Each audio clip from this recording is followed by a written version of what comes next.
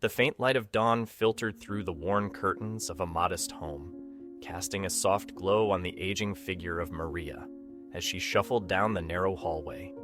Her face, etched with years of care and sacrifice, bore a quiet strength. At 72, every step she took was accompanied by the dull ache of time, but her heart was focused on one thing: her son, Daniel. Daniel had been paralyzed from the waist down in a tragic car accident 19 years ago.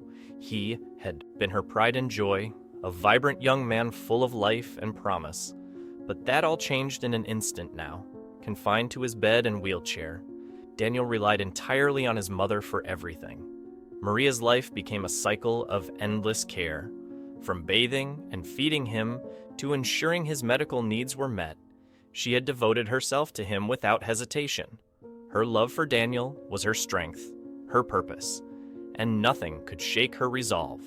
But lately, something had been troubling her, a nagging feeling that something wasn't quite right. At night, when the house fell silent and the world around her slept, Maria's thoughts raced. She began noticing small things, subtle shifts in Daniel's mood, moments when he seemed disoriented, like he was hiding something from her. She dismissed them at first, chalking it up to the exhaustion that came with her endless caregiving. But the feeling persisted. Gnawing at her, it was the noise that finally pushed her to act. One afternoon, as she returned from the grocery store, she swore she heard faint footsteps coming from inside the house. Her heart skipped a beat, but when she entered Daniel's room, he was lying there as still as ever, his eyes half closed in a sleepy daze. She didn't mention it, brushing it off as her imagination playing tricks on her. But the noises continued, determined to uncover the truth. Maria made a decision that would change her life forever. She bought a small camera, barely noticeable, and discreetly placed it in the living room where she could monitor Daniel's movements when she wasn't around. Part of her felt guilty for spying on her own son, but the unease inside her left her no choice. For days, nothing happened. The recordings showed exactly what she expected. Daniel lying in his bed, unmoving, the silence of their home. Almost eerie, she began to feel foolish for letting her suspicions get the better of her. But just when she was ready to abandon her plan, something appeared on the footage that made her blood run cold. One night, as Maria sat in her small kitchen, the camera recorded a figure entering the room where Daniel lay. The person was tall, moving swiftly and silently. At first, she thought it was an intruder, but then she noticed something impossible. The figure moved towards Daniel's bed and helped him sit up. Her son, paralyzed for nearly 2 decades, sat up without any struggle. And then, to her utter disbelief, Daniel stood up. Maria's hands trembled as she replayed the footage over and over, trying to make sense of what she was seeing. There was no mistake. Daniel was walking. He was walking as if he had never been injured. The figure who had entered the room seemed to guide him. Though their face was obscured in the shadows, panic gripped her chest. How could this be possible? Was it a cruel trick? Was she losing her mind? She needed answers, but more than that, she needed the truth. That night, after hours of pacing in her room, Maria made up her mind. She would confront Daniel in the morning. She would ask him what was going on, why he had hidden this from her. But as she approached his room, dread filled her heart.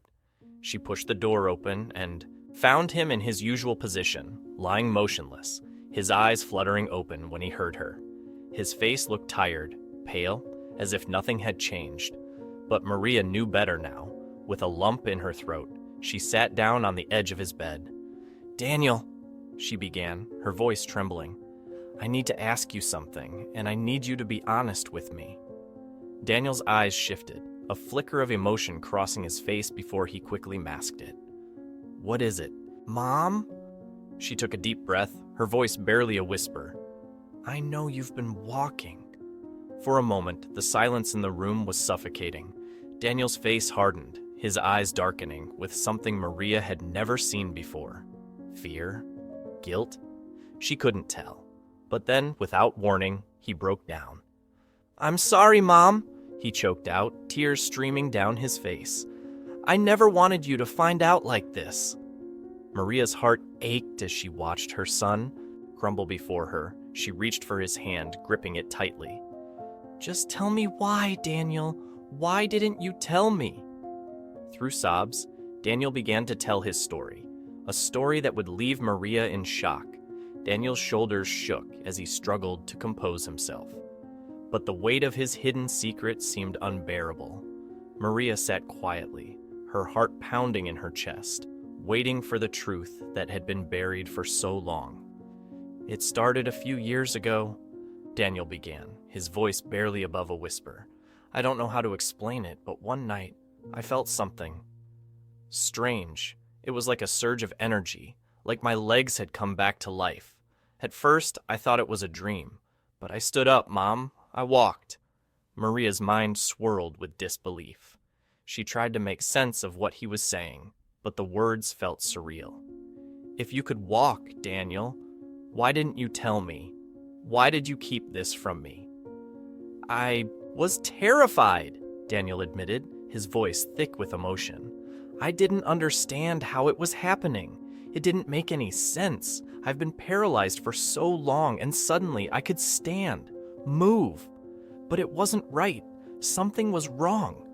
Maria's brow furrowed, her eyes searching his face for more. "What do you mean? What was wrong?" Daniel wiped his eyes, his hands trembling.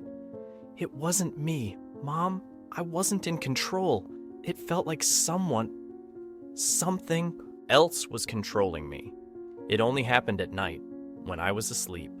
I would wake up in the middle of the night, and I wouldn't be able to stop myself. My legs would move, but it wasn't me walking. It felt like I was a puppet."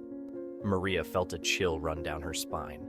Her instincts screamed that there was something more to this, something far more sinister. "But who was that person in the recordings? The one who helped you?" Daniel's face grew pale, his lips quivering. "That's what I'm most afraid of, Mom. I don't know who they are. Every time they come, it's like I'm in a trance. I can't see their face clearly. They guide me, make me walk, and then they disappear before I wake up completely. It's like a shadow. Something dark. I don't know what they want, but it feels like they're controlling me." Maria's mind raced, piecing together the fragments of the mystery. Fear clutched at her heart, but her love for her son was stronger. "Why didn't you tell me earlier, Daniel? We could have done something. We could have—" "I didn't want you to worry," he cut her off, his voice breaking. "You've sacrificed everything for me, Mom. How could I put more on your shoulders? I thought maybe it would go away. Maybe it was all in my head, but it's getting worse. The visits are becoming more frequent." Maria stared at him, her eyes wide with horror. How could this have gone on for so long without her knowing? She had been living under the same roof, caring for him day and night, and yet she had missed the signs. But before she could ask anything else, there was a sudden knock at the front door. Both Maria and Daniel froze. It was late. Far too late for visitors. The house, usually quiet, now felt suffocating under the weight of the unknown. Maria stood slowly, her eyes darting toward the hallway. Her heart raced as she made her way to the door, each step heavy with dread.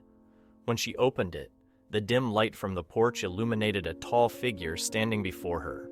It was a man dressed in dark, ragged clothing, his face partially obscured by the hood of his jacket. His presence felt off, wrong, like he didn't belong in this world. "Can I help you?" Maria asked, her voice trembling slightly. The man didn't answer immediately. Instead, he tilted his head, almost as if he were examining her, and then he spoke in a voice that sent a chill down her spine. "I'm here for Daniel!" Maria's heart nearly stopped. Every instinct in her screamed to close the door, to keep this stranger away from her son. But she couldn't move. The man's eyes, dark and hollow, seemed to bore into her soul. "What do you want with him?" she finally managed to ask, her voice barely audible. The man smiled, a slow, unnerving smile. "He belongs to me." Before Maria could react, The man pushed past her and stepped inside the house. Maria's breath caught in her throat as the stranger moved past her, his dark presence consuming the small living room.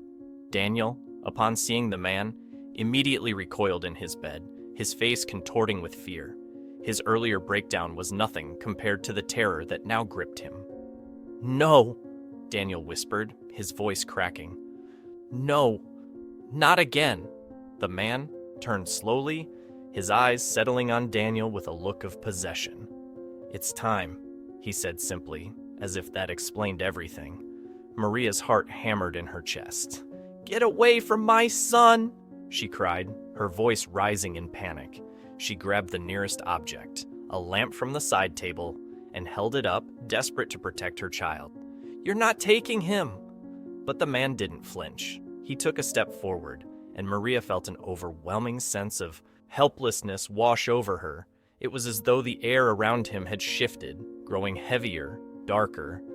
"I've come for what's mine," the man said, his voice cold, emotionless. "What do you mean? What have you done to him?" Maria demanded, her hands shaking. Daniel, still trembling in his bed, spoke through clenched teeth. He's the one who's been controlling me, Mom. I don't know who he is, but he comes at night. He makes me walk. I can't stop him." The man's dark eyes flicked back to Maria, amusement flickering in them. "You should be grateful," he said. "I've given your son something you could never give him. Freedom, and yet you fight me." Maria felt her knees buckle, the weight of the truth crashing down on her. This wasn't just some strange occurrence. This was something darker, something evil. But she wouldn't let this man take her son. "Get out!" Maria hissed, her voice filled with a fierceness she didn't know she possessed. "Get out of my house!" The man's smile faded, replaced by a look of indifference. "You can't stop this. It's already begun." And with that, he turned his gaze back to Daniel. But before he could move, something unexpected happened. Daniel, despite his fear, sat up straighter, his eyes locking onto the man with defiance Maria had never seen before. "I don't belong to you," Daniel said, his voice steady. The room seemed to hold its breath as Daniel's words echoed through the silence. Maria watched her son in awe. His trembling had stopped, and for the first time in years, she saw a spark of defiance in his eyes. The man standing before them narrowed his gaze, clearly not expecting this resistance. "You don't understand, Daniel," the man said in a low, threatening tone. "I've given you power, strength, something you thought was lost forever. Without me, you're nothing, helpless." Daniel's jaw clenched, and for a brief moment, Maria saw a flicker of the man he had been before the accident. Strong, confident, unbroken. "You didn't give me anything," Daniel spat. "You took from me. You used me, controlled me, and I won't let you do it anymore." The man's face twisted with something darker. Anger, perhaps even fear. But he didn't respond immediately. Instead, he stepped forward, his presence suffocating, as though the very air around him was charged with malice. Maria instinctively moved between him and Daniel, raising the lamp higher as if it could somehow protect them both. "Enough of this," the man growled, his voice filled with menace. "You don't have a choice. None of you do." But just as the man reached out, something strange happened. Daniel, with a newfound strength, swung his legs over the edge of the bed. Maria gasped, unsure of what was happening. For years, his legs had been lifeless, but now they seemed to move with purpose. He pushed himself up, standing tall, his eyes locked on the man who had tormented him for so long. "I do have a choice," Daniel said, his voice calm yet powerful. "And I choose to fight." The air in the room shifted, as if the very fabric of reality was responding to Daniel's will. The man hesitated, his confident demeanor cracking for the first time. He stared at Daniel, disbelief flickering in his eyes. "This isn't possible," the man muttered, taking a step back. "You can't. I'm not afraid of you anymore," Daniel interrupted, his voice steady and resolute. "You've taken enough from me." Maria watched, her heart pounding, as her son stood taller than she had seen in nearly 2 decades. She could hardly believe her eyes. He wasn't just standing. He was facing his greatest fear, the shadow that had controlled him for years, and he wasn't backing down. The man, realizing he was losing control, snarled in frustration. "You think you're free?" he spat, his voice dripping with malice. "You think you can defy me? You'll never be free of me, Daniel. I am in your blood, your soul." "No," Daniel cut him off, taking a step forward, his legs steady beneath him. "You don't own me, not anymore." In that moment, Maria felt a surge of pride so fierce it nearly brought her to tears. Her son, the boy she had cared for and sacrificed everything for, was standing, truly standing, not just on his feet, but in his strength, in his power. But the man wasn't done, his face contorted with rage, his eyes darkening as he raised his hand toward Daniel, as if to summon the power that had once controlled him. The lights in the room flickered, and Maria could feel the weight of something dark, something ancient, closing in around them. Before she could react, Daniel reached out and grabbed the man's wrist. The air crackled with energy as their hands connected, a fierce, invisible struggle unfolding between them. The man's eyes widened in shock, clearly unprepared for the strength Daniel now possessed. "You don't control me," Daniel said, his voice low and unwavering. "Not anymore." With a burst of energy that sent a shiver down Maria's spine, Daniel pushed the man back. The force of it sent him stumbling, crashing against the far wall. For the first time, the man looked vulnerable. His power, whatever it had been, seemed to falter in the face of Daniel's determination. The room was thick with tension as the man slowly rose to his feet, his expression one of disbelief and fury. "This isn't over," he hissed, his voice filled with venom. "You may have won this time, but you'll never be rid of me." And with that, the man turned and disappeared into the shadows, leaving the room cold and silent in his wake. Maria rushed to Daniel's side, tears streaming down her face.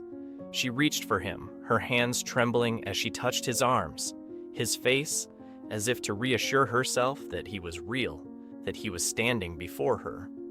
"Daniel," she whispered, her voice choked with emotion. You did it."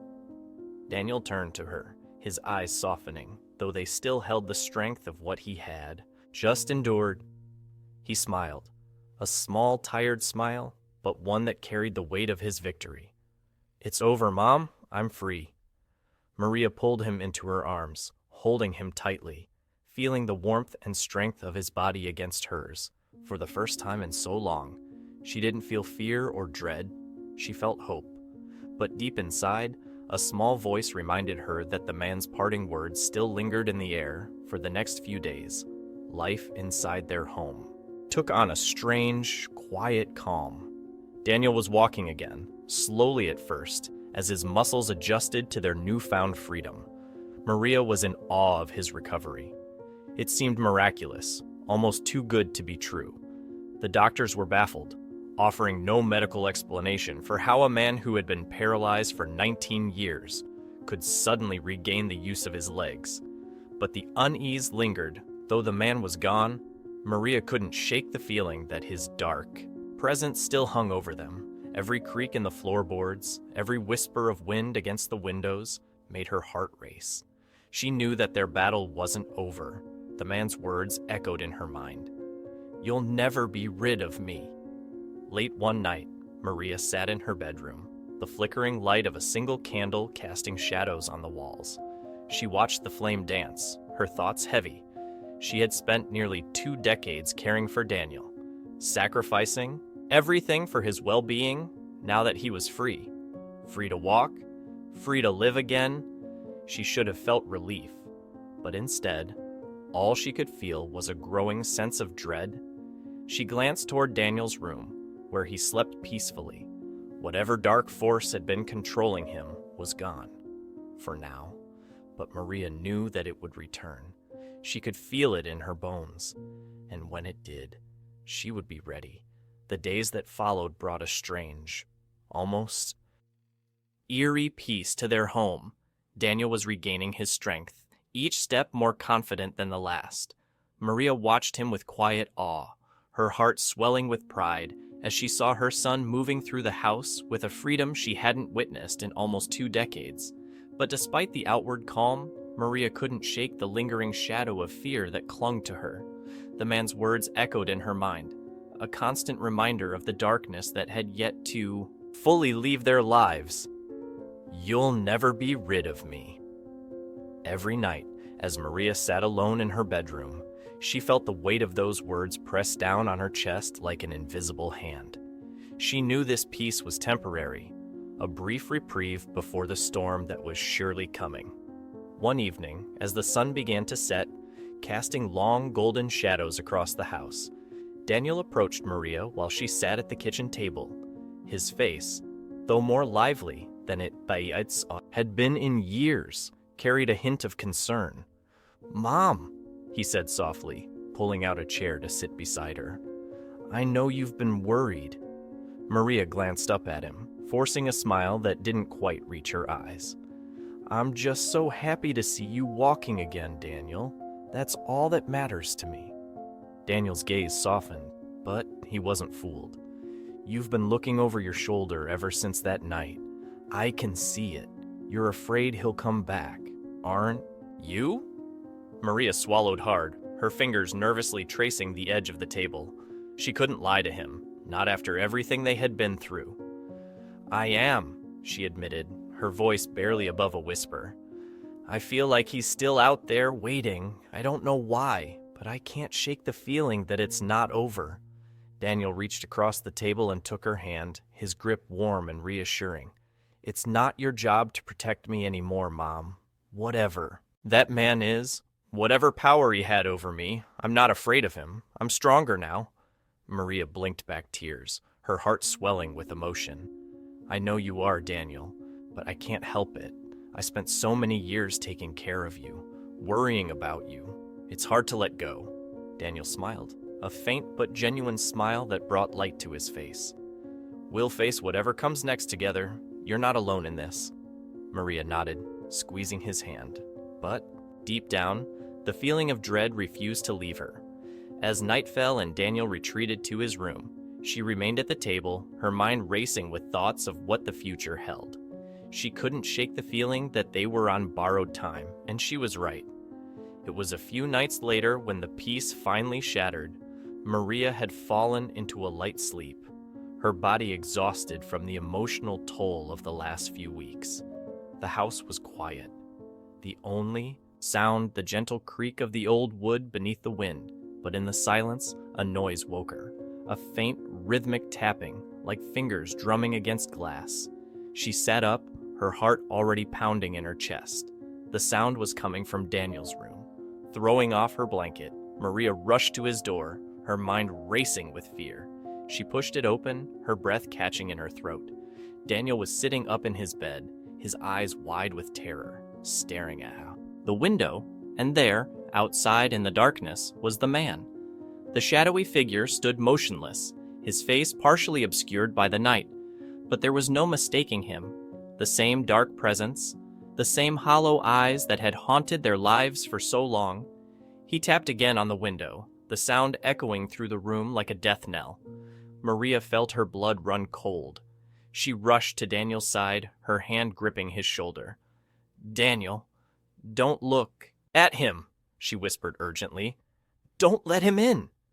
But before she could say more, the man outside the window spoke. His voice was soft, almost gentle, but laced with something cold and inhuman. "You can't keep him from me, Maria," he said, his words sending a shiver down her spine. "He was mine long before you realized it." Daniel's face twisted in fear and anger, his body tense beside her. "No," he muttered, shaking his head. "You don't control me anymore." The man's lips curled into a cruel smile. "You're wrong, Daniel. You think you've escaped me, but you haven't. You've merely delayed the inevitable." Maria stepped forward, placing herself between Daniel and the window, her body trembling but her resolve firm. "Leave us alone!" she shouted, her voice filled with a mother's desperation. "He doesn't belong to you!" The man's smile faded, his eyes narrowing with something akin to fury. "You can't stop what's already begun," he hissed. "Soon, you'll see that I'm not just part of his past. I'm part of his future." And with that, he was gone. The night outside the window was empty, the air suddenly still and heavy, but the terror remained. In the days that followed, the atmosphere in the house shifted dramatically. The brief peace Maria had clung to was shattered. She and Daniel both knew that the man's return was not a warning. It was a promise. Whatever dark power he possessed, it hadn't left, and now it was clawing its way back into their lives. Daniel, though shaken, was determined not to let fear control him, but Maria could see the toll it was taking on him. The weight of the man's presence, the shadow of his threats, hung over them like a dark cloud. One evening, as they sat together in the dimly lit living room, Maria finally broke the silence. "We can't just sit here and wait for him to come back," she said, her voice trembling with determination. "We need to find out who or what he is. We need to understand what we're dealing with." Daniel looked at her, surprised by the fierceness in her voice. "But how, Mom? Where do we even start?" Maria thought for a moment, her mind racing. "There must be a reason he's after you. Something in your past. Something we don't know about. We need to dig deeper. We need to figure out why he thinks you belong to him." Daniel frowned, uncertainty flickering in his eyes. "You think this is about more than just the accident?" Maria nodded. "I don't know, but we need to find out. We've been living in the dark for too long. It's time to bring everything into the light." Daniel, though still hesitant, nodded in agreement. "Okay, we'll look for answers." As the night wore on, mother and son made a pact to uncover the truth about the man who had haunted their lives for so long, and to finally put an end to the darkness that had been following them. But as they began their search for answers, neither of them could have predicted the shocking revelations that awaited them. The next morning, Maria and Daniel began their search. It felt strange, almost surreal, to finally be taking action after years of feeling trapped by fear. They started by combing through old records, medical files, police reports from the Oskistaitim accident, anything that might give them a clue about the man who had entered their lives so long ago. Daniel's accident had always felt like a mystery in itself. The crash had been brutal, but he had never fully understood how it happened. He hadn't been drinking. The weather had been clear, and yet his car had careened off the road, as though some unseen force had pulled him into that tragic moment. As they sifted through the documents, that old question resurfaced. Was the accident really an accident? While Daniel focused on the official reports, Maria found herself drawn to another lead. The house itself, they had moved into the home just a few months before the crash, and although she had never thought much of it, Maria began to wonder if the house held any secrets. The man who had haunted them seemed tied to their lives here, to Daniel's paralysis, and maybe, just maybe, there was a connection to the very walls that surrounded them. After hours of searching, Maria came across something that stopped her cold, buried deep in the property records. She found an old news article about the house's previous owner. A man named Thomas Espinosa had lived there years before they did, and the circumstances of his death were chilling. "He died in this house," Maria whispered, her eyes scanning the article. "A heart attack. But before he died, there were rumors. People in the neighborhood said he was obsessed with the occult. They said strange things happened here late at night." Daniel looked up from the papers spread across the table. "You think this Espinosa guy has something to do with the man who's been haunting us?" Maria frowned, unsure. "I don't know. But if he was involved in the occult, maybe whatever he was doing here didn't die with him."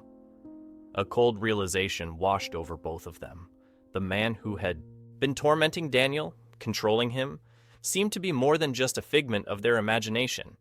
Could this figure be a manifestation of something Thomas Espinoza had summoned? Or worse, something that had claimed Daniel because of Espinoza's actions? They had to find out more. The next day, Maria and Daniel decided to visit the local library, hoping to find more information about Thomas Espinoza. The library was small and dusty, tucked away in a forgotten corner of town. The librarian, an older woman with glasses perched on the tip of her nose, seemed skeptical when they asked for records on Espinoza. "Not many people come asking about him," she said, her voice low, as if speaking about him might summon something dark. "His name's been buried in the town's history, but there are stories you might not want to hear." "We need to hear them," Daniel insisted. "We think he might be connected to something happening to us." The librarian studied them for a moment before nodding slowly. She disappeared into the back of the library and returned with a few old, dusty books and a file marked with Espinoza's name. "This is all we have," she said, her voice barely a whisper, as Maria and Daniel pored over the records. They found more than they had expected. Espinoza had been a recluse in his final years, obsessed with rituals that claimed to summon forces beyond human understanding. He had been convinced that he could gain control over life and death itself, though no one in the town had taken him seriously at the time. But then, they found the detail that sent chills down their spines. Espinoza's last known ritual was something called the Binding of the Fallen. According to the documents, the ritual was designed to trap a powerful entity, one that could control human life. The ritual's goal was to grant Espinoza immortality by binding this entity to his soul.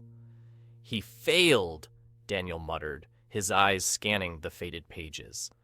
"But what if this thing didn't die with him? What if it's still here, in this house?" Maria's breath caught in her throat. "You think this entity, this force, is what's been controlling you? What's been tormenting us?"